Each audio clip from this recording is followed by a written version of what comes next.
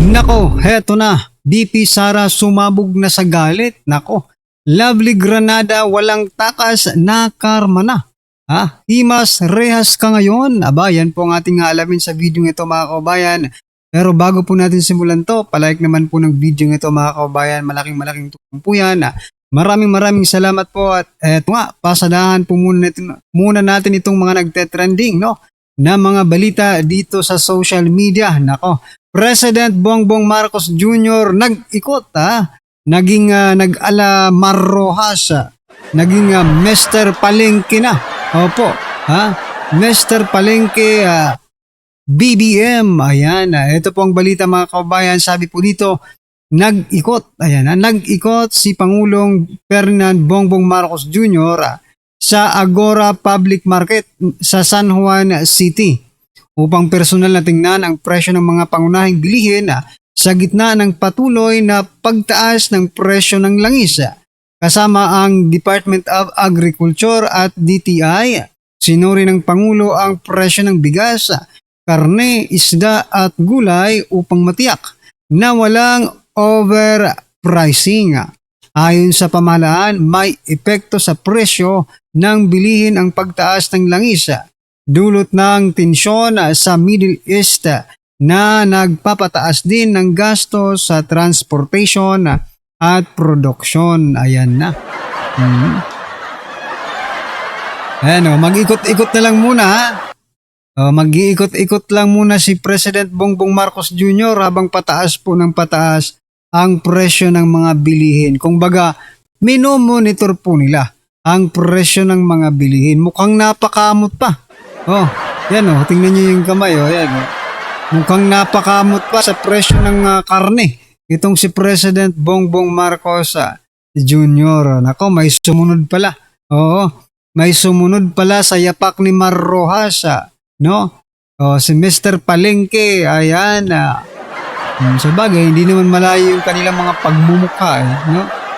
Ito po ang naging komento ng ating mga kababayan patungkol po dyan. Sabi po ni Manny Jimenez, alam na pupunta ka dyan kaya di magtataas ng presyo yan. Correct.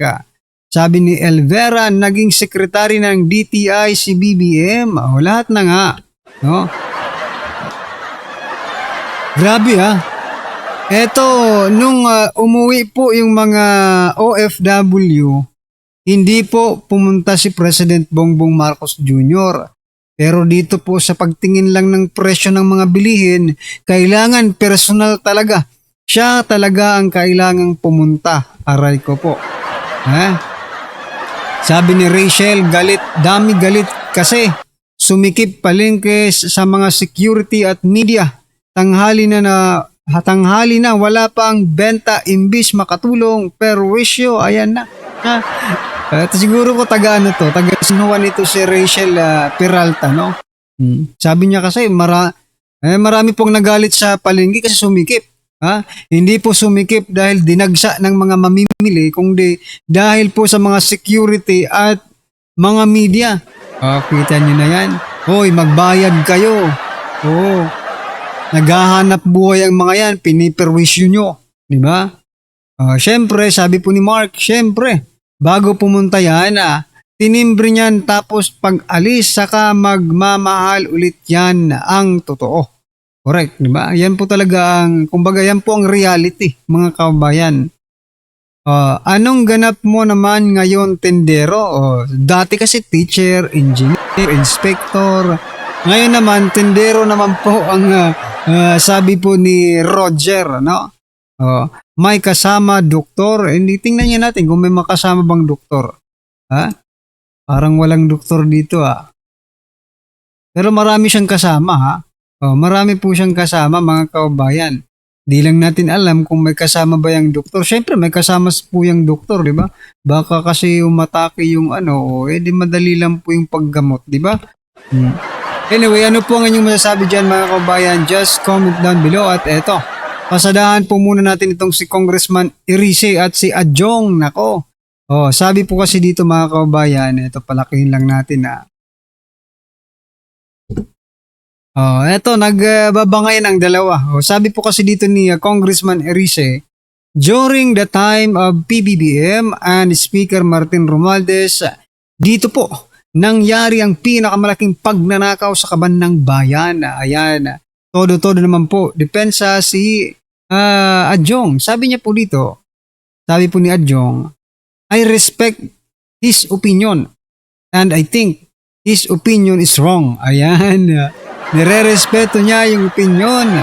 No, that is not opinion, no? It is opinion but based on facts, no? Oh.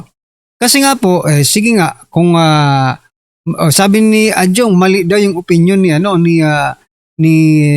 Representative Erisi, paano po naging mali ang isang opinion, di ba? Oh.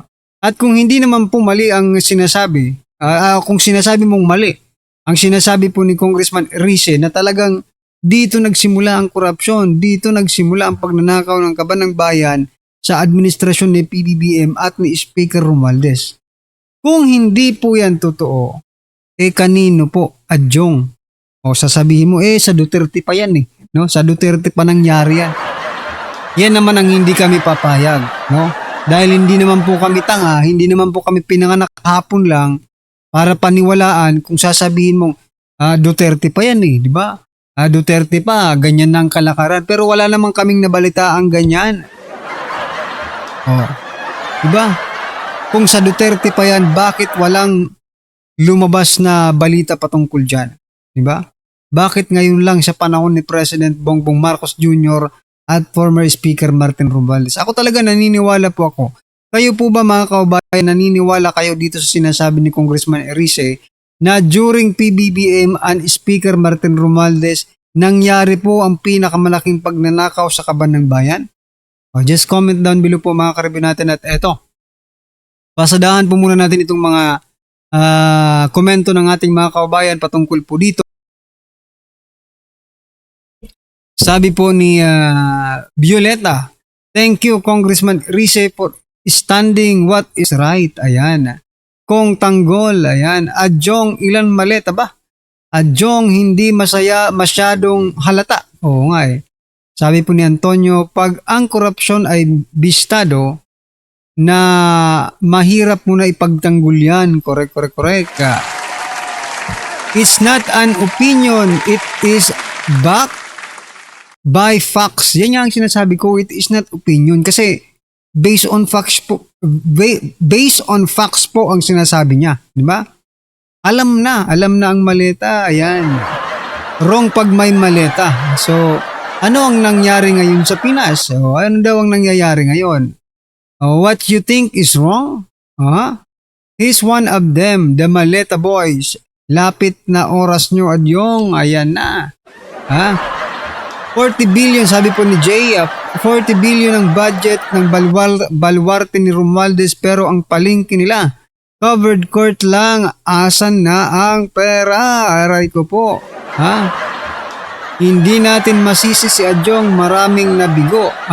Maraming bigyan sa kanya maleta ni BBM Romualdez. Ayan mga kabayan, ano pong inyong opinion dyan? Just comment down below. At eto, pasadahan na po natin itong sino to? Itong babaeng ito. Eto, pakinggan na lang po natin at bigyan po natin ng reaksyon. Pasok. Itong nakakagulat, viral trending sa social media ang di umano'y balitang ang kapal mong manghamon ng debate wala ka lang naman sa kalikingan ng mga Duterte. Ito rin yung insertion ng marami sa ating mga kababayan lalo-lalo na ang mga solidong taga-suporta ng mga Duterte matapos yung alam nyo mga kababayan, may naaalala ko pag nakikita ko po itong picture na ito, itong video po, itong pagmumukha ni Lovely Granada, no? Parang may naaalala ako no? I don't know kung saan ko nakita ito. Maybe nakita ko na siya before, no? Parang kasama ni something na Risa Hontiveros, diba? Sara Ilago, Manuel, itong mga makabayan, diba? Parang ganyan na ganyan yung ilatsa ng pagbumukha nila pag ganyan no? Di ba? Tingnan niyo si yung isa pa, yung pumunta sa Dahig, no? Yung si yun ba itong nagdi-trending din Parang may pagkakaano sila, parang isa lang yung kulay nila no? Yung dugo nila parang galit palagi sa Duterte. Okay? I mean, you know who am I talking, no? So, mga makakaliwa, di ba? Parang ganun ang dating sa akin itong babaeng ito, parang makakaliwa po no? hamunin ni Lovely Granada ng isang debate si Vice President Sara Duterte. Dahil nga dito ay marami sa ating mga kababayan ang nananawagan na dapat ay pakasuhan ay pakulong na ang nasabing vlogger. Dahil nga sa ginawa nito pamamahiya sa kasalukuyang Vice Presidente ngayon ng Republika ng Pilipinas. Pero bago ang lahat mga kapinas, kung bago ka pa lamang sa channel namin, ay huwag kang kalimutan mag-subscribe at click mo rin ang notification bell para mas maging update ka pa lalo sa lahat pa ng bagong videos na i-upload namin. At yun nga mga kapinas, iba talagang humagupit ang karma. Umani ng samot-saring bashing isang vlogger na si Lovely Granada matapos ang hamunin nito ng isang debate si Vice President Sara Duterte. Marami sa ating mga kababayan ngayon ang galit na galit at gustong masampulan si Lovely Granada. Isa na nga si Atty. Rowena Guanzon ang naglabas ng kanyang hineng at komento sa nasabing vlogger. At ayon pa sa official report, ilabas ng ang balita ngayon sa kanilang official Facebook account. Manang-mana ka sa idol mong si Riza. Umani ng reaksyon. O, di ba? Risa Hontiveros, Manuel, itong si Manuel, pangalan nito. Si yung congressman dati ng mga kabataan party list, si Manuel, di ba? Kalimutan ko lang yung pangalan nito no? Pero Manuel po, Sara Ilago, yan, si yung Kulot, tapos si Granada. Parang isa lang talaga sila. Risa Hontiveros, pakawala mo ba yan? Social media, ang reaksyon ni dating COMELEC at COA Commissioner na si Atty. Rowena Guanzon matapos niyang punahin ang umano'y sunod-sunod na hamon ng political vlogger na si Lovely Granada sa mga personalidad sa politika, kabilang na si Vice President Sara Duterte. Matatanda naging viral si Granada matapos niyang ihayag ang kanyang kahandaang makipagdebate sa Vice Presidente kung saan iginiit niya ang kanyang karapatan bilang mamamayan na makilahok sa pampublikong diskurso. At sa gitna ng controversy, naglabas ng reaksyon maging si Atty. Rowena Guanzon. Yung Lovely Granada ay bumabula ang bibig at naghahamon daw kung ano-ano. Paramihin mo muna yung followers mo, ating. Manang-mana ka sa idol mong si Risa Hontiveros na wala namang bilang, pero kung makadiman ay akala mo siyang number 2 sa presidential survey. Ang naturang pahayag ay lumabas kasunod ng mga nag-viral na clips ni Granada, kabilang ang kanyang panayam kung saan ay binanggit niya ang linyang kasiyang Jansan Party ng Davao Region na naging sentro rin ng diskurson ko dahil sa umano'y pagkakamali ng geografiya.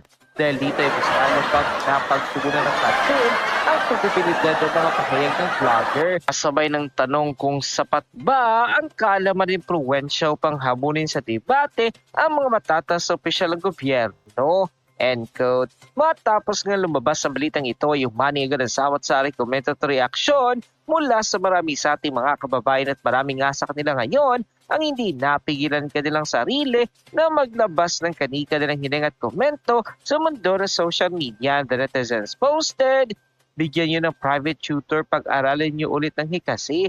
Puro kasi toma yan noon kaya ampaw, ha ha ha.